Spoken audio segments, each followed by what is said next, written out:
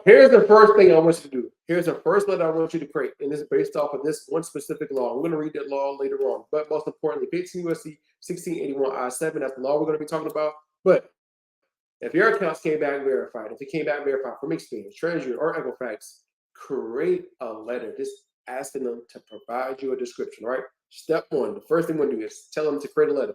All right. Create a letter asking them to provide you a description. All right. I got a letter from you saying these accounts listed below were verified or modified. Can you send me a description of what you verified or modified or updated? All right. Either or, you can put that in there.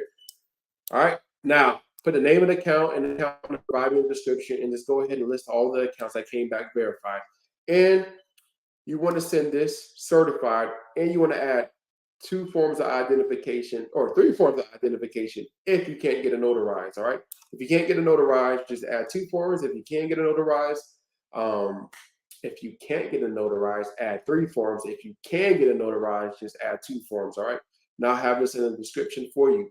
But most importantly, send that letter and wait 15 days based off of this one law right here. 15 USC 1681 I-7, right? So we're going to go to the specific law, and then you click on it. I'll have a link in the description for you to go ahead and reference the specific law. But, and one more thing, I'm not an attorney. I'm not here to give legal advice. I'm just here to show you your rights. So let me make this smaller so you can see it. So 15 USC 1681, I'm going to go down to number 7. All right. Number 7 basically says description of reinvestigation procedure. A consumer reporting agency shall provide to a consumer a description referred to paragraph 6B3 by no later than 15 days after receiving a request from the consumer for that description. All right. Now, I'm not going to read the 6. You can read that yourself, but just wanted to show you how you can reference back. All right. Now, once you create this letter, the next letter you want to create is based off of what happened with your previous letter, right? So what's going to typically happen is Experian, TransUnion, or Equifax might delete some of your accounts, or they might not. Whatever the case may be, if they don't do nothing, and one more thing, they're supposed to provide you a description of 15 days. And they're probably not going to do it, all right?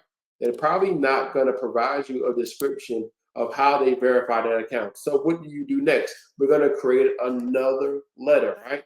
Let's create another letter showing them what they violated, all right? So let me go ahead and read this specific letter of like what they did, all right?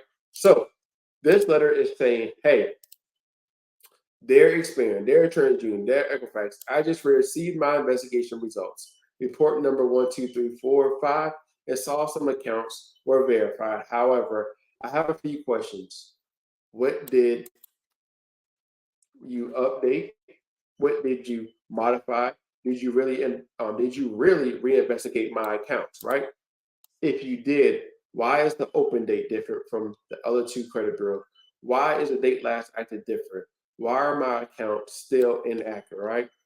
Just asking questions that what they're supposed to do, right? And then what you want to do is just list the account name and account number and tell them, delete this account from my credit report. Number 7, all right, EB and S-2, all right? Because here's why. Let me explain why. So first, they were supposed to update your accounts. When you sent your first letter in, they were supposed to update, modify your accounts. They say they updated and modified. Then you ask them to provide you a description of what they updated and modified. They didn't do that. So stop wasting my time and delete these accounts due to violation of these laws. All right.